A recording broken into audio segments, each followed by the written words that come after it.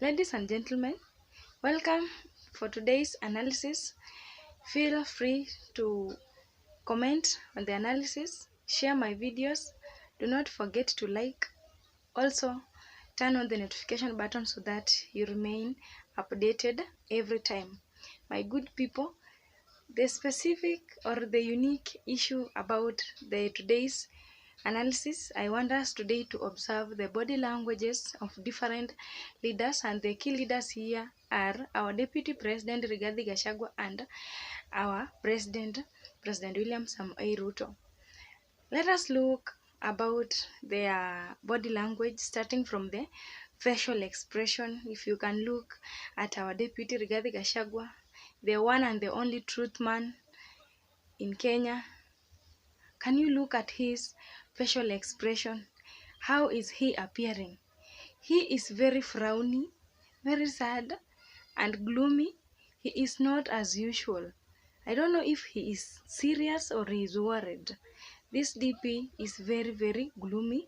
We have never seen him like that before, and this is the first time he is appearing like this in front of the public and the media. And it is very, very worrying because it is bringing in a lot of ideas. You also look at the facial expression of our president. He is a happy man, very happy. He has smiled widely, broadly, and he's very happy in chairing of the meeting, of the cabinet meeting, and he seems to be so excited to have reached the end or the final conclusion of the tour in Nyanza. Also look at the eye contact. You can realize that our deputy president cannot maintain eye contact with the fellow members who are in the cabinet meeting, those CS, and he can also not maintain the eye contact with his boss, President William Samoei Ruto. Even if you look directly into his eyes, it shows that he is not comfortable. There is something that is worrying this deputy president. But if you can again look at the president, he's very sharp, he's very shining and looking at everyone confidently. There is no problem with our president. You can also notice the distance where the DP is keeping off so much. The distance between the DP and the president, it is not a usual thing. We have always been seeing these two leaders together, very happy and engaging so much, but this one was just so different. You can also look at how they are sitting in the meeting, the body posture. Of course, the deputy president is very unrestful. He's not composed, just like any other leader who has authority to sit and address or to listen to how the meeting is being conducted. He's very unrestful. After 2 seconds, he's turning his head on the other side. After 1 second, he's turning the head on the other side, and he's looking, and how he's focusing his eyes on the president at a certain angle. It shows that there is some bitterness, some painfulness that is happening, and he's thinking something that is not good inside his mind. And my good people, when we have just looked at the posture of the president, he's just relaxed, very happy, even keep on smiling and looking at his members in the meeting comfortably, unlike this deputy president. And my good people, if you had watched some of the videos when they were at different places attending cabinet meetings, for example at Sagana State Launch, in Kakamega, even in Narok, different places in Kenya, these two leaders were very comfortable staying together, and they were very happy. But this one was just a problem, and these facial expressions, body movement, posture just have given us a lot of information about them. It is not something to do with assumption, but you can just remember on the certain videos that I did about the issue of disagreement or difference in opinions between the president and his deputy Rigathi Gachagua. And today it has been expressed because of how they have been conducting themselves around. And my good people, if you've keenly observed the key characteristics that I've just told you between these two leaders, then you can understand very, very well what I'm meaning and what might be the reason as to why this deputy president has been so gloomy all along. Why? The first reason is he is feeling very much insecure. This is because he's feeling much insecure when he sees the president drawing close to other leaders, especially from the western region, and these leaders include Musalia Mudavadi and Moses Wetangula.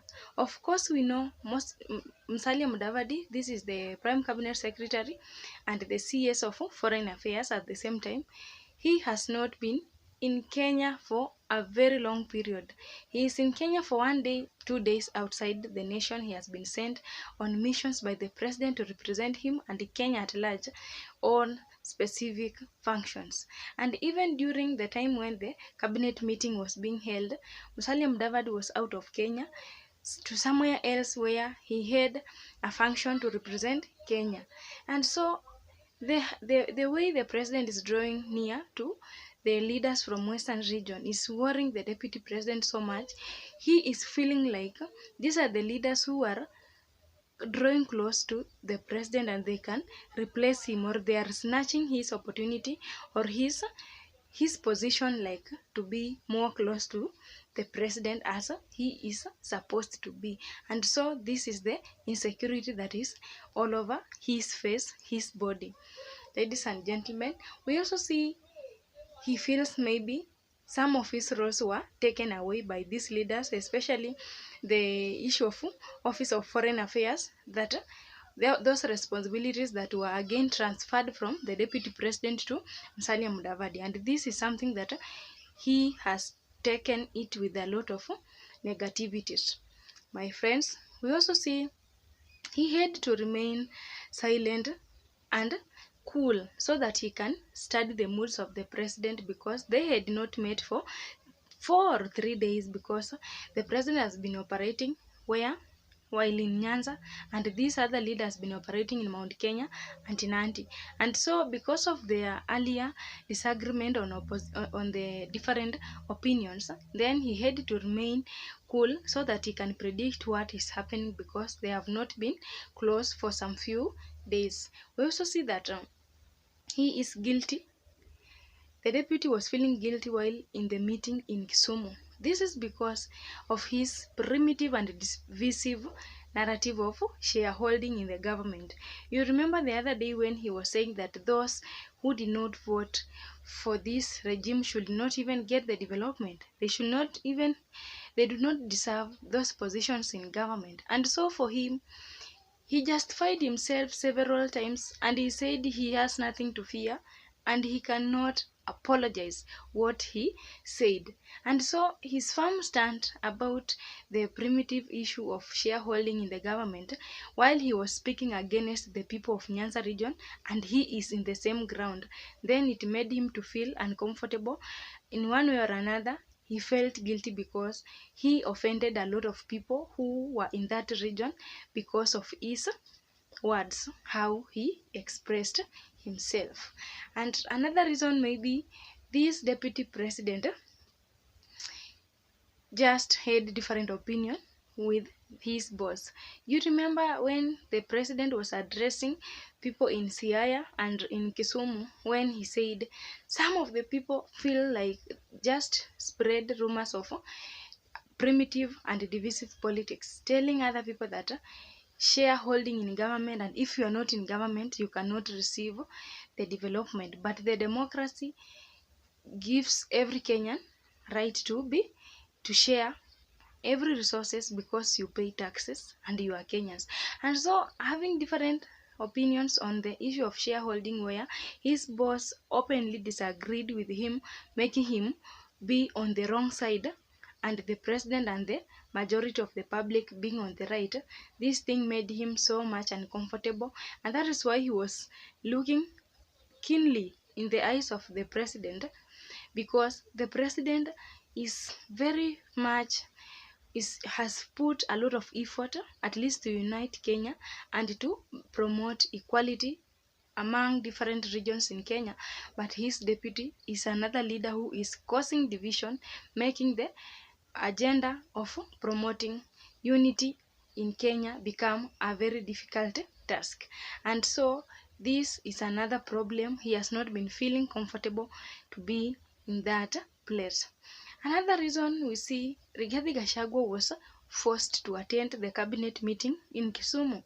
This is because in the first day of the president's tour, the second day, the third day, until the last day, this is when this leader is appearing in the meeting. And why did he skip all these days in the tours of the president? Yet it had been scheduled very, very long time ago, like a week before the day arrived for them to visit that place. Even if it was to prepare, he could have prepared very early and accompanied the president to Nyanza 4 days tour. But he kept off. Instead of following his boss where they were supposed to be all together, he went to Ruto's backyard in Nandi, whereby he went again to spread the divisive and primitive politics of shareholding in the government, of which it was not good to the face of Kenya, because in one way or another, the president is fighting on the front line to promote equality, and his deputy is fighting from his backyard to promote divisive politics, of which it was very, very ugly picture that he painted as a leader. And finally, we see this deputy president was not free. He was not just free like any other leader in Kisumu. This is because the attitude of President William Samoei Ruto towards Raila Amolo Odinga and the people of Nyanza changed abruptly to be positive.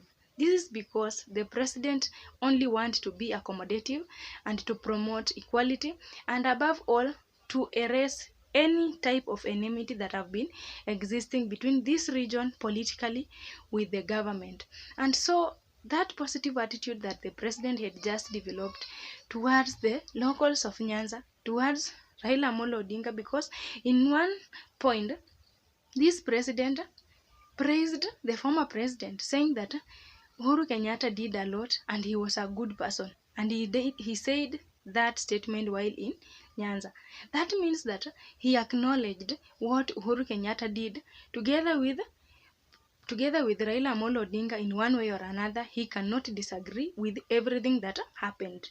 And another thing, again, we see President William Samoei Ruto once served in ODM, and he was together with Raila Amolo Odinga before they parted ways. And so Rigathi Gachagua is not very free to be in Kisumu, because he knows the history very well that the president has been in politics for a long time. He has been together with Raila Amolo Odinga. While if you look at the history of Rigathi Gachagua, he was somewhere there, a DO.